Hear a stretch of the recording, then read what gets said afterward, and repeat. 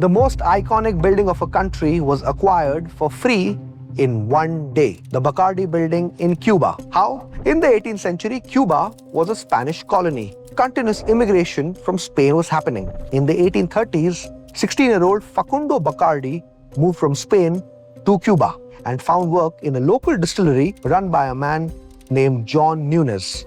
The Spanish crown had originally banned the production of rum in this colony to protect its expensive wine industry. The ban had been reversed in 1796, and Nunes was one of the first rum producers to get back into the action.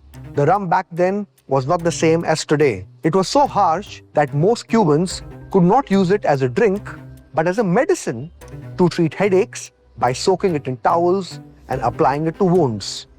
Facundo spent many years producing the drink in John's distillery, but he dreamt of creating a more refined beverage. The first step of realizing this dream came in 1843 when he married Amalia Morio, daughter of a wealthy man. Using her capital, Facundo was eventually able to buy John Nunes' distillery for $3,500 in 1862. That was the start of the Bacardi Distillery. With the distillery in his control, Facundo spent months perfecting his production method.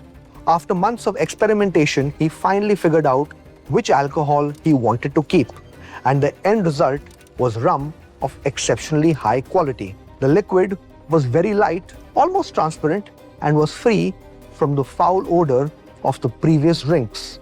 At first, people would come to his distillery to fill up jugs and barrels, but once Facundo saw just how much demand there was for his drink, he started selling it in bottles instead, and by 1868, it was sold all across Cuba. After he died in 1886, his son took over and he had much greater ambitions. Bacardi grew fast. Cuba now wanted independence from Spain. The one fighter on Cuba's side, Facundo Bacardi's eldest son, Emilio Bacardi. He was even arrested twice by the Spanish for it. In 1895, Cuba entered into a war against Spain. 3 years later, America joined in, and the war was quickly over. Spanish control over Cuba was over in 1898. Cuba then became a protectorate of America. Relations between America and Cuba became stronger. Bacardi as a drink became popular with the Americans. It even opened a bottling plant in New York. It became Cuba's first multinational company in 1910. In 1920, however, it got a big blow. America decided to ban alcohol for the next 13 years. Bacardi's biggest market was closed. So instead of sending Bacardi drinks to America, it brought Americans to Cuba for drinking Bacardi. It promoted Cuba as a tourist destination for those wanting to have fun. It worked. Proximity and low cost made Cuba a hub for American tourists. Bacardi became Cuba's biggest brand.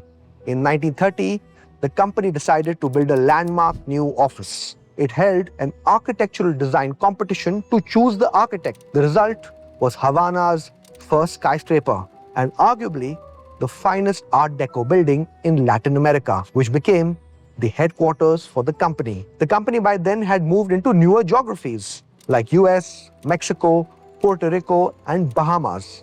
It was selling drinks besides rum as well. Politics in Cuba, however, was becoming more complex. The Cuban dictator, Fulgencio Batista, in 1940-50, was tough. He even nationalized Bacardi for one day.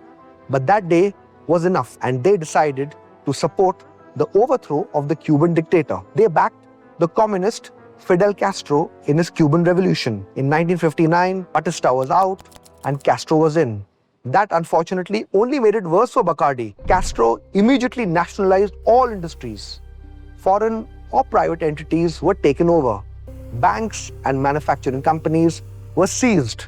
One of those companies was Bacardi. The Cuban government officers went to the Bacardi building in Havana with a document claiming ownership of the company, assuming that's where the real control lay. But that was the wrong building to go to.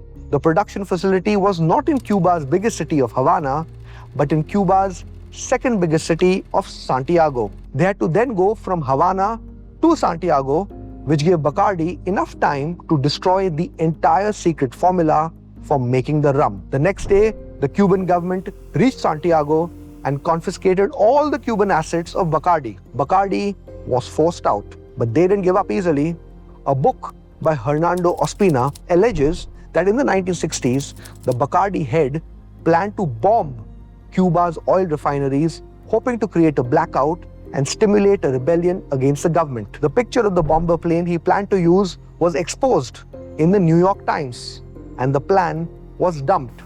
It is also alleged that Bacardi, along with the CIA, tried to kill Castro. It even went political by lobbying with the US government. A 1996 act states that restoration of trade relations between Cuba and America will depend on Cuba returning the confiscated assets to their original owners. If that happens, then the first skyscraper of Havana will go back to Bacardi. Until then, the building remains, as do the offices, just not of the one who built it.